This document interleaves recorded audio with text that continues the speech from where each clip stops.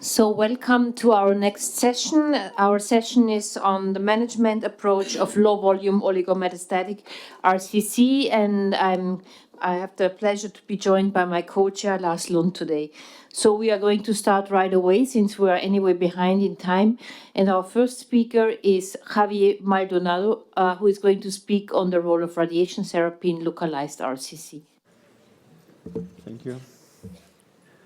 Thank you very much for the organizing committee, and thank you for allowing me to speak about radiation oncology. I think it's a future. It has some room in these situations. Well, the learning objective is to understand why radiation oncology can be a proper treatment in determinate patients. We know that the situation is that our patient basically is an old patient sometimes with comorbidities, and the local treatments or nephrectomy has a deleterious effect on the renal function. It's said, it's known, it's in the ambient that radiation oncology is not a proper treatment for metastatic, for instance, renal cancer, because renal cancer cells are radioresistant. This is not true. This is a matter of dose. This is a matter of intensity of the treatment. And the reason is that when we apply doses of radiotherapy in high dose, we call SBRT, and very focused, the mechanisms of death of these cells changes are different, and these cells are very sensitive for radiation, and they develop death. They dead. There is a second mechanism based on immunitary effects that we are going to explain after. Here we have the radiation in this dose, in dose as SBRT, improves the synergistic effect of radiation and immunologic effects by, for instance, enhancing the major histocompatibility complex type 1, or phase surface expression, or stimulating dendritic cells for detritus of after the death of these cells, and many other immunitary changes with positive effects on tumor. We have another advantage of treating with this kind of doses is the effect of microenvironment. We know that basically, or we know as conventional doses, is 3 grades for session or 1.8 for session. There are many inflammatory effects over the microambience and over the tumor that are not working properly in an ambience of tumors that has problems, that has under-regulation or upper-regulation of the genes related with hypoxia.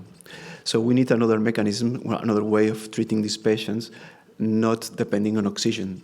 And this is the way that SBRT works. It depends more on the death based on the membrane of the cell, on the pathway of ceramides, on the pathway of caspase that leads to apoptosis. And this phenomenon of apoptosis, of senescence, is irreversible. It's very efficient.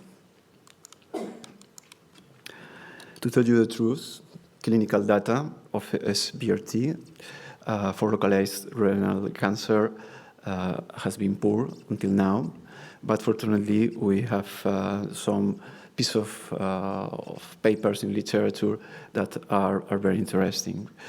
We have something common until now, that the local control are very good, are more or less over 90%, and toxicity was mild. But these data were not very consistent because we're retrospective. In 2022, it has been published this series of the IROC group that studied this kind of treatment for local tumors, more or less T1B tumors, 4 centimeters, and in 12 institutions. 300 patients, more or less, and with the primary objective of to assess the local efficacy of this kind of treatments.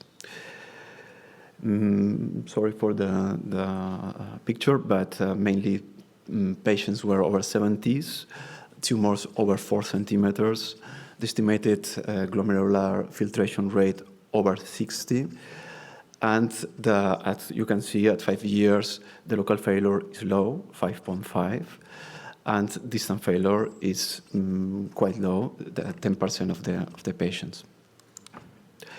Interestingly, this kind of treatment can treat tumors over 4 centimeters.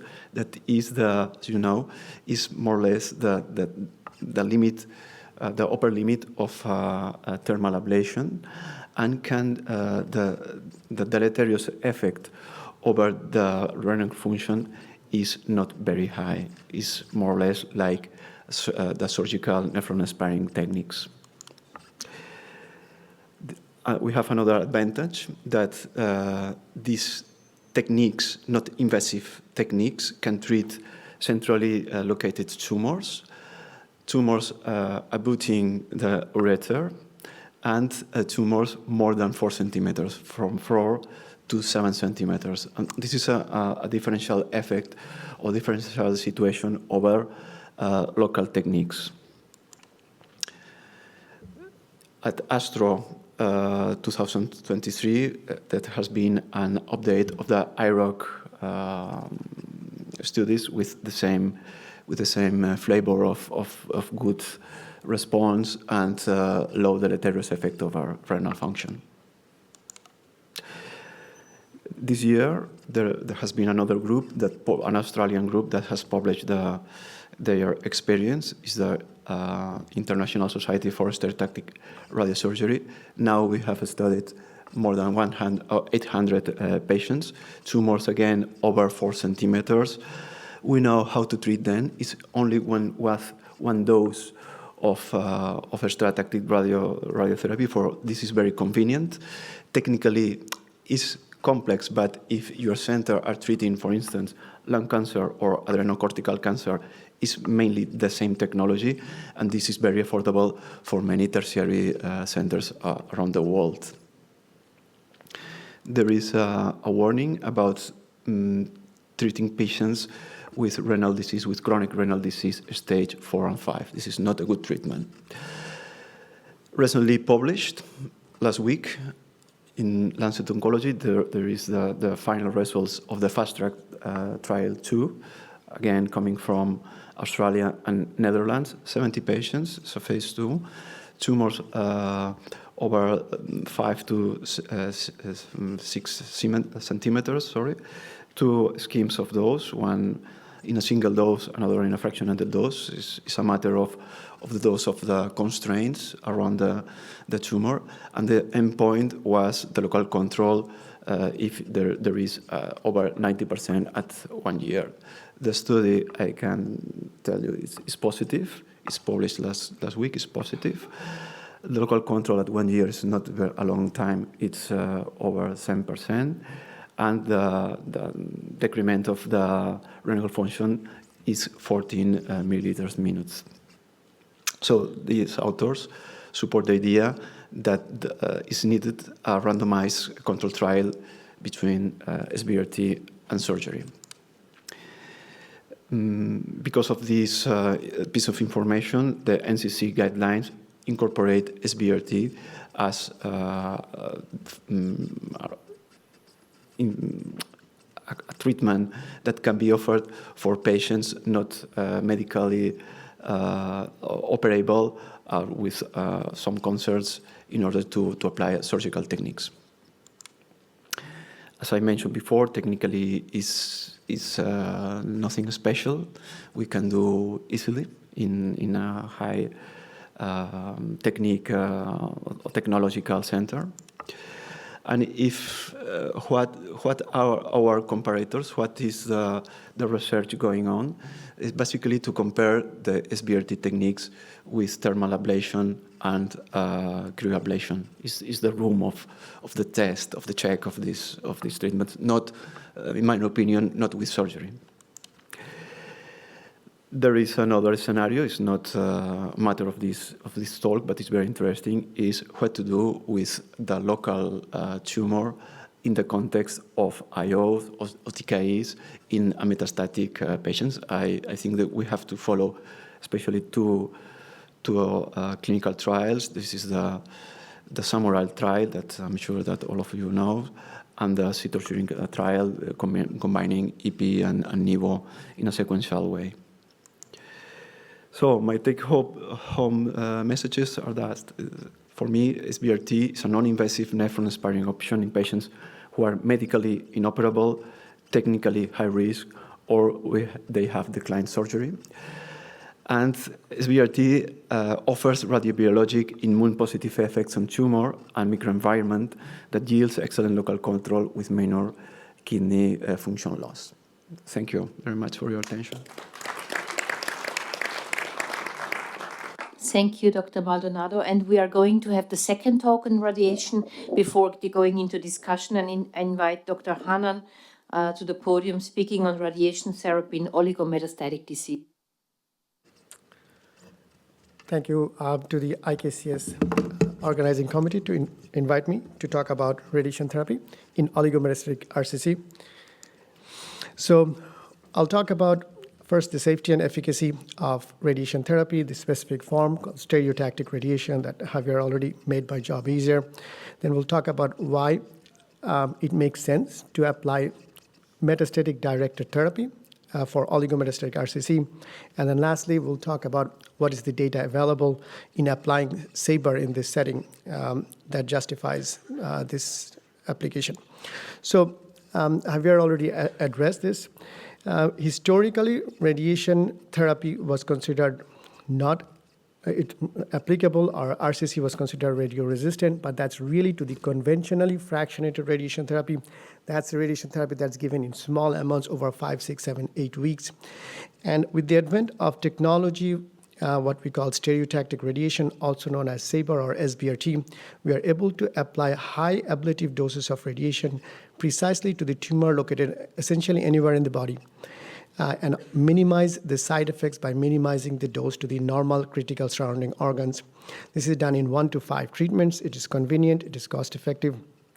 And with that, we know that it is RCC is very radiosensitive when you're able to apply a high dose per fraction radiation.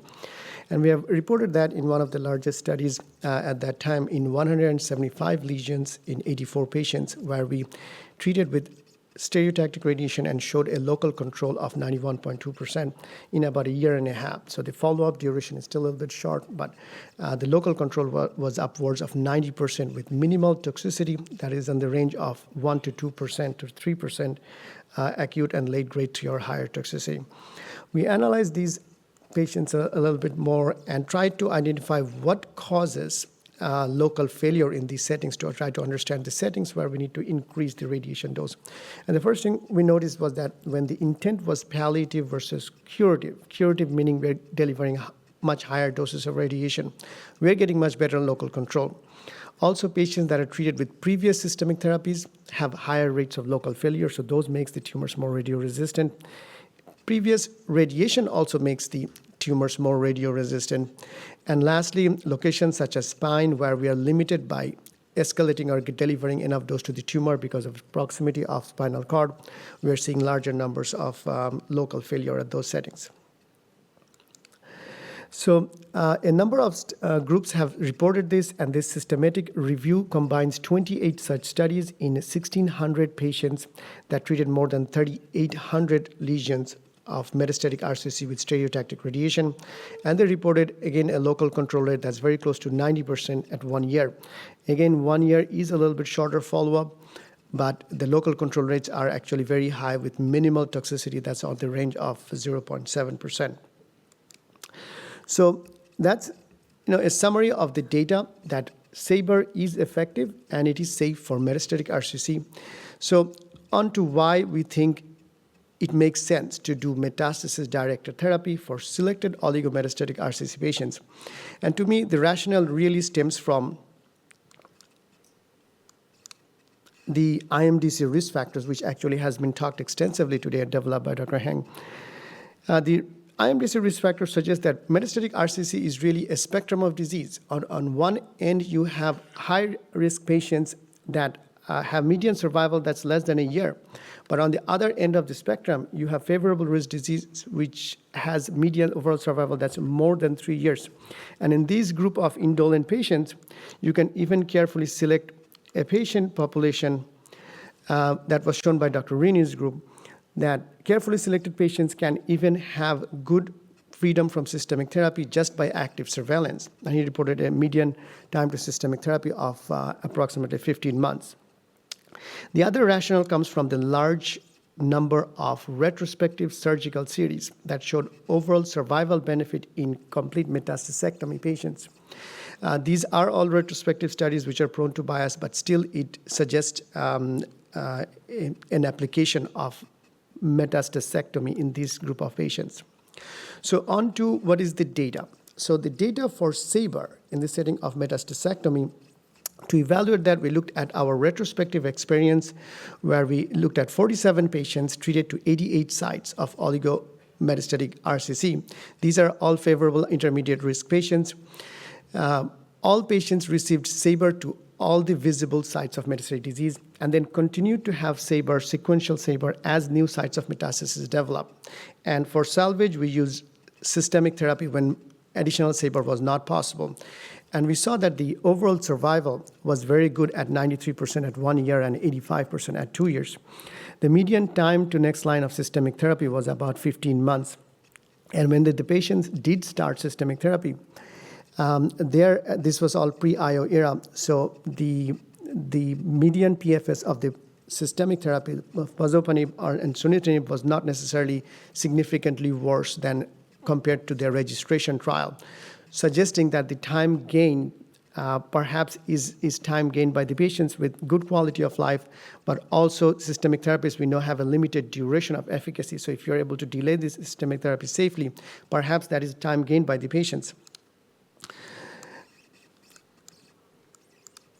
So we looked at what are the factors that can help us select these patients, because factor selection would be really critical, and you don't want to delay systemic therapy for patients where it is not applicable, especially with systemic therapy becoming more and more effective.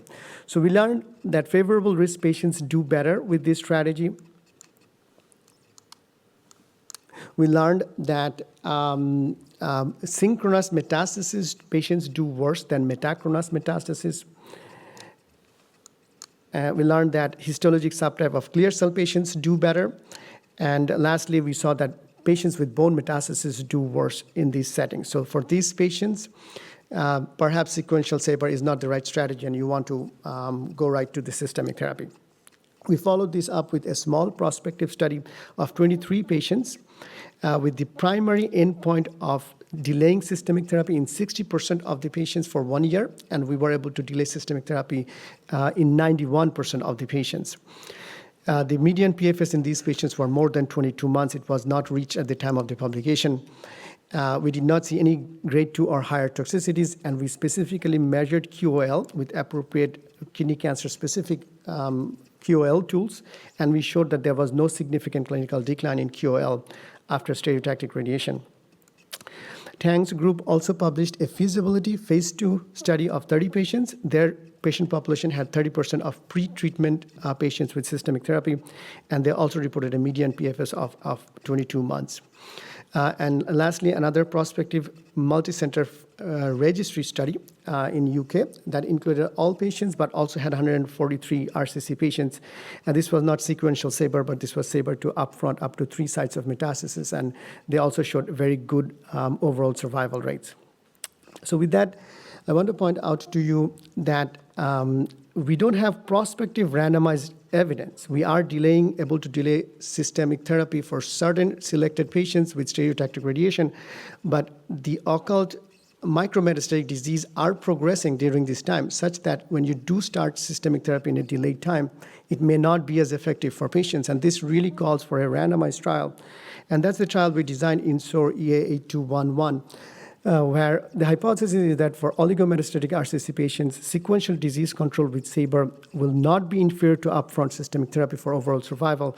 And the co-primary endpoints are both overall survival and greater than 3 high-grade toxicity, which we think will be much lower with stereotactic radiation. So we will enroll patients with 2 to 5 sites of metastasis. We will stratify them and randomize them to arm A, where patients get SABR and sequential SABR, and at progression, they start systemic therapy versus upfront systemic therapy.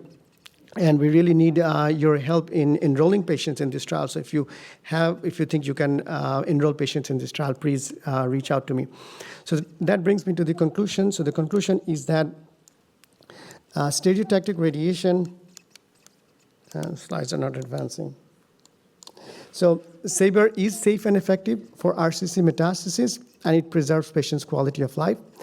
And for carefully selected patients, those patients that have IMDC favorable risk, indolent disease, solitary metastasis, or metachronous metastasis, we think it would be safe to delay systemic therapy carefully. We do need to do more research to find out more about what these selection factors are. And we have promising phase 2 data, but phase 2 data is pending. Thank you for your attention. Thank you, Dr. Hannon. We are now going to discuss the 2 radiation topics. Before, we are first discussing the 2 radiation topics. Any question? The floor is open for question. Otherwise, I would like to ask, how many biopsies did you take before you offered them radiation?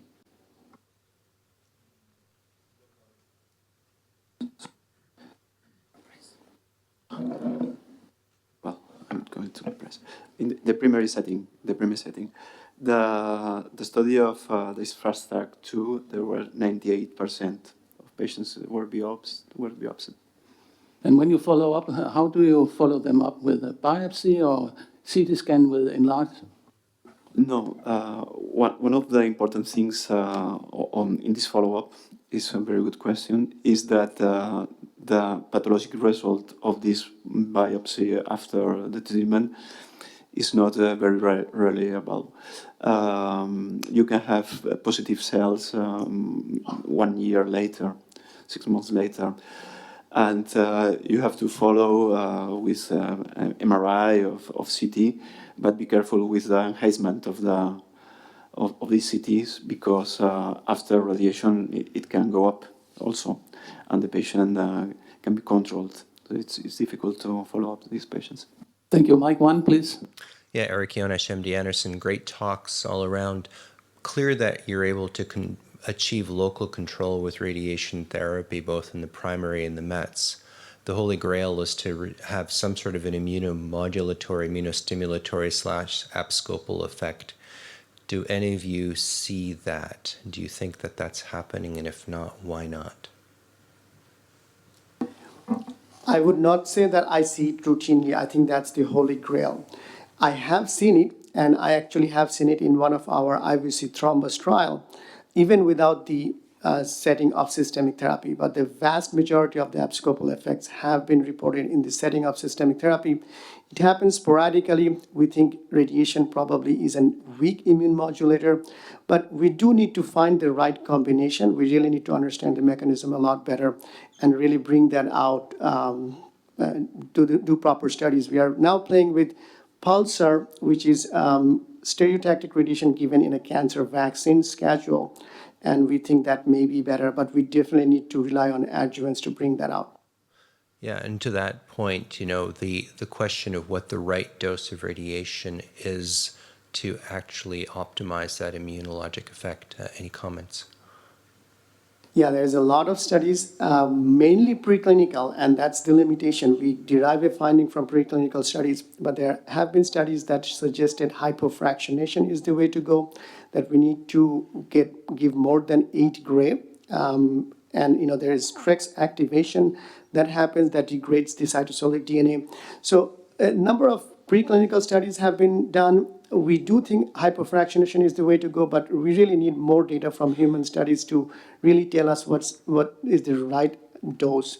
And that's something that's really what we are working on now. Michael, short question and short answer, please. it's more like a comment because I think I'm the only one from the IRO consortium who is actually here, and Lars asked a really relevant question: how are we following those patients? We haven't really defined how response in SABRE in kidney cancer is measured. What we define as response right now is that the tumor is not growing anymore and that you see something happening there and there's no metastatic disease. And we got to keep that in mind. And what we've also seen is two things are important. First is tracking of the movement of the kidney. So you need MRI guided or 7IF procedures to achieve that. And the fewer fractions you can use, the better. So 1 fraction is better than 3 and all those things. So we should be really cautious in how we look at the results of these trials. Thank you so much, Michael.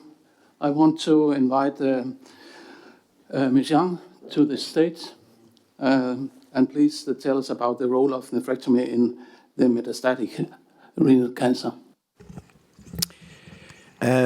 Okay, so the role of nephrectomy in oligometastatic disease, my learning objectives is to define good and bad indication for cytoreductive nephrectomy and to define good timing to do it if we decided to do it, obviously. So we don't have to treat today the locally advanced kidney cancer at that one, T3B, T4, and with adenopathy. We don't have to treat patients treated by nephrectomy and several years after they have metastasis. It's not the case of the definition of what we have to treat today. And we don't have to treat this patient with a kidney disease and a huge metastatic volume. So we have to treat patients with symptomatic metastatic RCC, typically up to 5. But why up to 5? Nobody knows. One guy one time say, okay, oligometastatic is 3 to 5 metastases, but why? Why it's not 2 to 4? Nobody knows. So everyone now is used this definition, but it's definition like another. So I don't think that for a patient with 5 metastases with an I don't think it's a good definition of oligometastatic disease, because if you have a kidney cancer and a metastatic in 5 organs, it's not an oligometastatic from my point of view. So I think the good definition is the patient with a limited number of metastases at presentation and for whom the question of local treatments or active surveillance really arises. I think it's a good definition of what could be an oligometastatic disease. And in practice, from my point of view, patients with small pulmonary lesions, single met, or metastasis considered to have a supposedly better prognosis, pancreas or adrenal gland, for example. So in this particular situation, I think that in oligometastatic disease, the indication and the role of cytoreductive nephrectomy depends on the strategy that you choose, that you decide to treat the oligometastatic disease. And I think we are looking at the problem by the wrong way. We have to decide in the MDT, but we have to go back after we have decided what sort of treatment that you're using, if we are doing a cytoreductive nephrectomy or not. So what sort of option that we have? First is active surveillance, systemic therapy, treatment of the primary tumor, focal treatment of metastasis, and symptom palliation. So if you are decided on active surveillance, we know that we have some data, thank you from Brian, this prospective study that everybody knows, 52 patients, followed 38.1 months, and the median time on active surveillance was 14.9 months. We know that active surveillance is used about 32% of patients. It's not so bad. And for this situation, obviously, we have to make a cytoreductive nephrectomy before to start the surveillance. What about the systemic therapy? You know, Carmela and Surtimes, this study showing that we really have to decide in upfront or deferred cytoreductive nephrectomy for patients who received sunitinib. And this is the subgroup analysis that we make according to the Carmona study, you can see here the patient with IMDC1 risk factor and patient with IMDC2 risk factors are clearly different according to the median overall survival, with a benefit for one with one risk factor that they have a nephrectomy. So probably this is a good indication to decide a nephrectomy.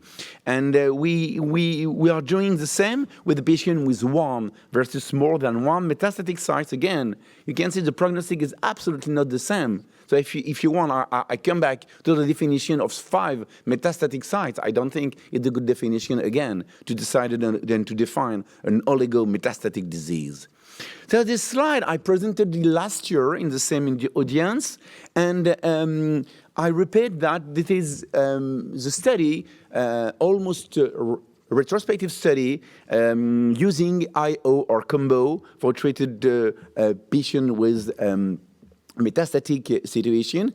And you see here on the column that the benefits for the patients having a cycloradiative nephrectomy, the large majority of the study show benefit, but very interestingly, the large majority of the study are defining the benefit for the patients having a deferred cycloradiative nephrectomy compared with those with an upfront cycloradiative nephrectomy. And again, we have to compare that. I know it's with sunitinib, the study from Axel and the study from our team, showing that the benefit could be the maximum for the patient with the deferred cycloradiative nephrectomy. So if I go back to the patient that, and if you decide to make a systemic therapy, it's your choice in MDT, I think that we probably have to decide the cycloradiative nephrectomy probably after the deferred, after the treatment accepted for the patient with just one risk factor and one metastatic site.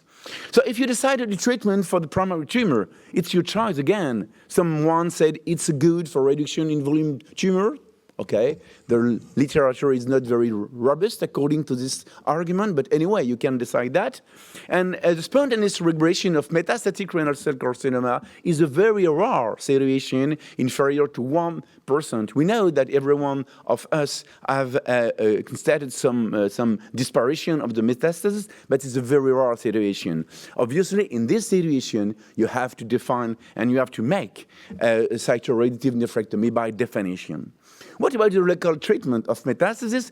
We see a wonderful presentation before on radiation, but to date, the most published data are related to the surgical metastasectomy. The goal is to improve overall survival with a good quality of life by delaying the systemic therapy. And this morning we showed that there is a lot of a problem of tolerance for the patients with IO or IO plus TKI.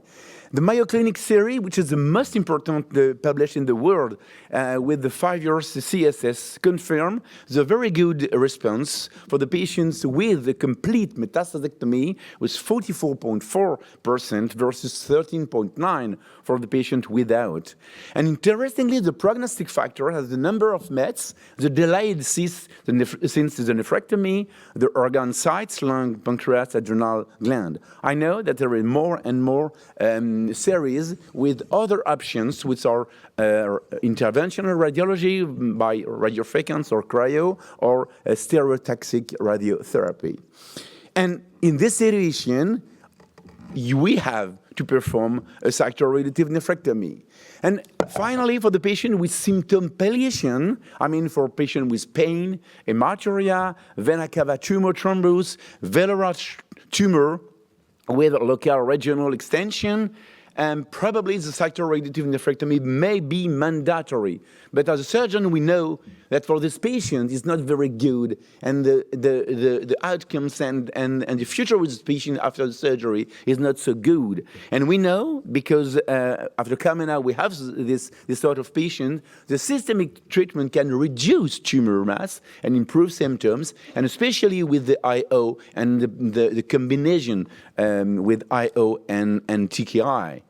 So, come back to the MDT situation. If you decide on active surveillance, you have to make a cytoradiative nephrectomy. If you decide on symptom palliation, you have to make a cytoradiative nephrectomy. If you decide on local treatment, you have to make a cytoradiative nephrectomy. If you decide to treat the tumor, obviously, you have to make a cytoradiative nephrectomy. And if you decide a systemic therapy, probably it is the only situation in which you can decide or not to make an upfront or a deferred cytoradiative nephrectomy. Then my conclusion in this particular situation of patient with a very bad definition as well is to first is to define, and we really have to discuss together what is a good definition of an oligometastatic disease. Exactly as this morning I decided to discuss with you what is a good definition of a positive surgical margin. So we first define, we have to define what is a good definition of oligometastatic disease.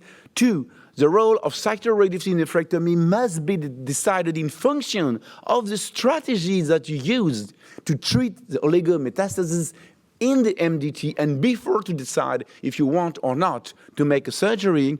And unfortunately, the lack of robust studies make it impossible to define the role of or indication of cytoradiative nephrectomy in this restricted indication. But because I am a surgeon, my conclusion is yes, despite that, it seems that cytoradiative nephrectomy is widely indicated in cases of oligometastatic disease. Thank you very much.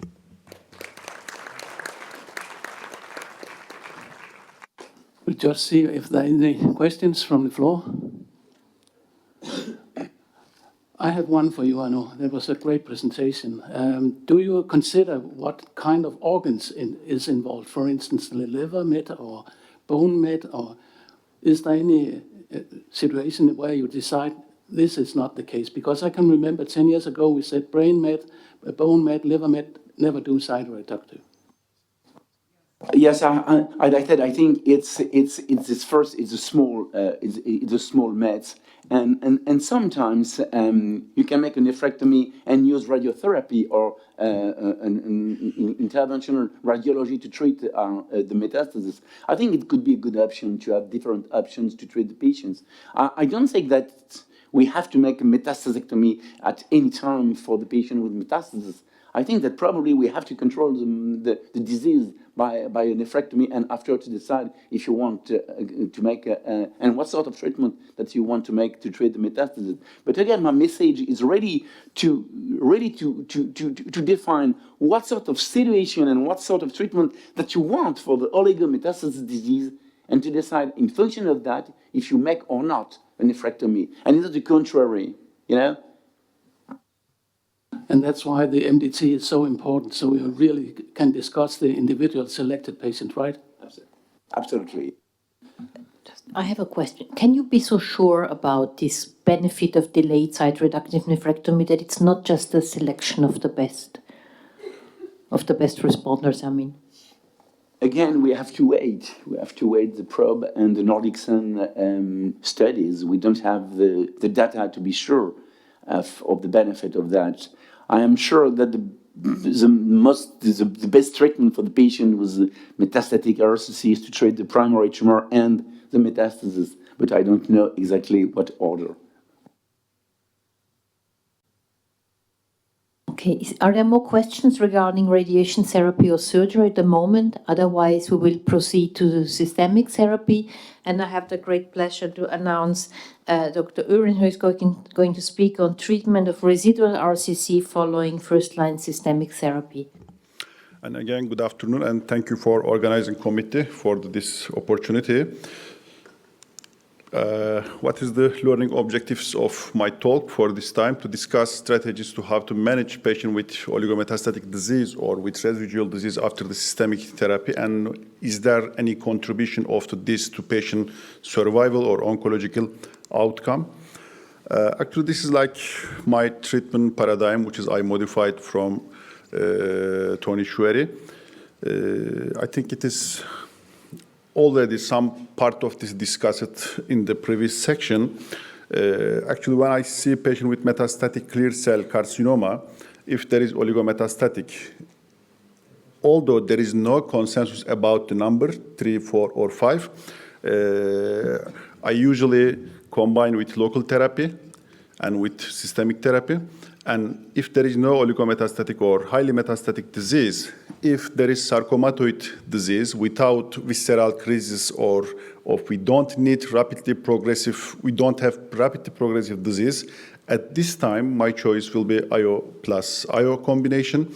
And with patient with rapidly progressive disease or visceral crisis, if we need rapid response for those patients, I will go for IO-TKI doublet, and for other patients, both options will be okay actually for my daily practice. And what are our aim to treat residual disease? I think one is to improve response, to have maybe more CR, and of course to be able to improve overall survival. Maybe after the combination of systemic treatment and some local treatment, to make a treatment holiday and delay need for subsequent systemic treatments, and of course improve quality of life, duration of response, and of course for some patients maybe we can achieve cure.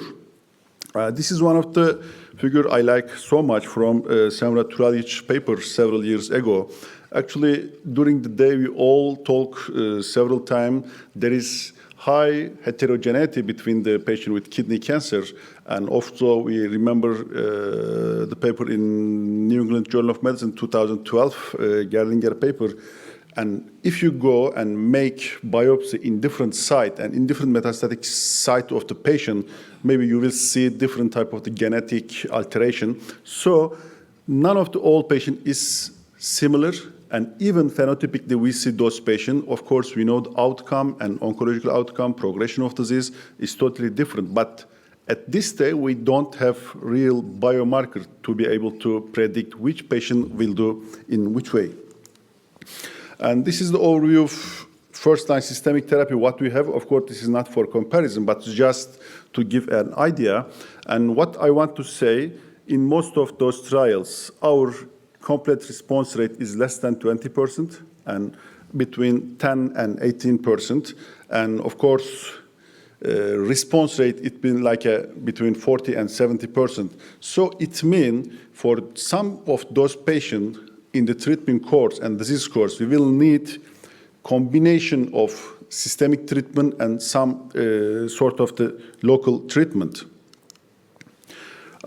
This is one of the trial. Actually, we don't have so many randomized data about this for those patients to see the role of local treatment after the systemic treatment. This is from our French colleague last year presented at ASCO Genitourinary Symposium.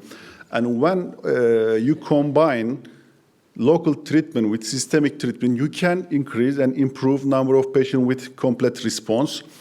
For example, one patient additional CR from the stable disease, and 9 patients who previously reached partial response, you can provide CR. So it is one of the ways it can improve complete response rate in those patients. But is it really improve overall survival? We don't have data yet. And of course, previously we discussed the role of cytoreductive nephrectomy, but in most of the patients now, especially for intermediate disease and poor risk disease, we proceed with systemic treatment. But for some of those patients, after those systemic treatments, still nephrectomy is option, but with actually safety of or efficacy of this is matter of debate. And in this, again, trials,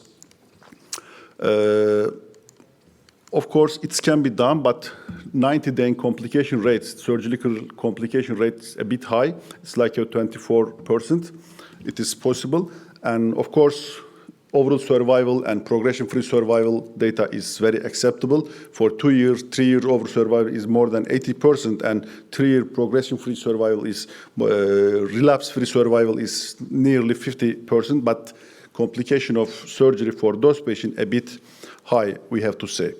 And of course, radiologically at least, we know some of our patients reach complete response, and delayed nephrectomy, when we go for those patients, what we'll see, most of the time, it will be like a fibrotic with inflammatory infiltration. There is no tumor, but it is a bit, I don't know whether after the speech, maybe we can have a comment from the surgeon.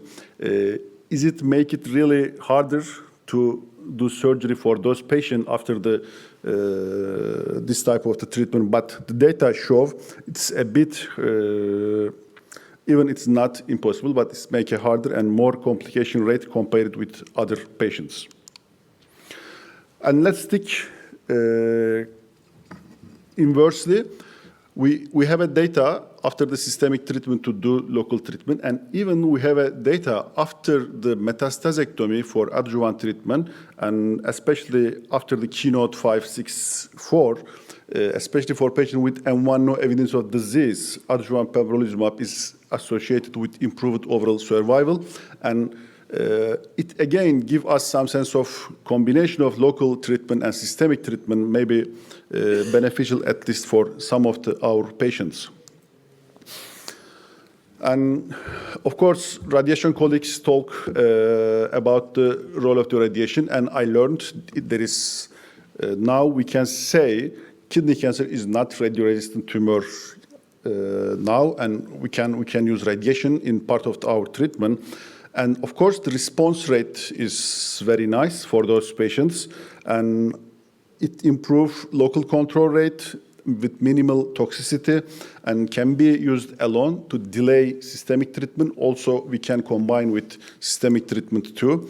And also showed by our colleague, again, isn't Mejan not comfortable with that, but up to 5 metastases, it's accepted as an oligometastatic disease, and all get radiation, and 1 year PFS is 64%, and progression-free survival is almost 2 years, and at least more than 80% of those patients is 1 year systemic treatment free, which should be taken into account when make a treatment-related decision making with patients.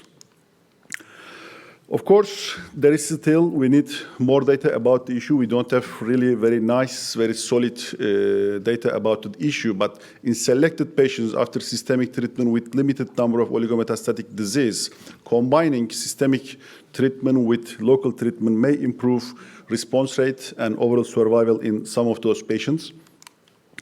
And with this, my take-home message for this, treating residual disease in metastatic RCC may improve oncological outcome. Post-immunotherapy surgery may be more complex than the other patient, and of course, SBRT is safe in those patients for both local control and other systemic metastatic directed treatment. And with that, thank you for your attention. Thank you very much. So although we started with a delay, we have to finish on time. There is time for just one short question followed by a short answer. May I ask you, if you just talked on residual disease and the potential local treatment, what about if you have a patient with stable disease and one growing lesion? Would that prompt you to consider some local treatment as well?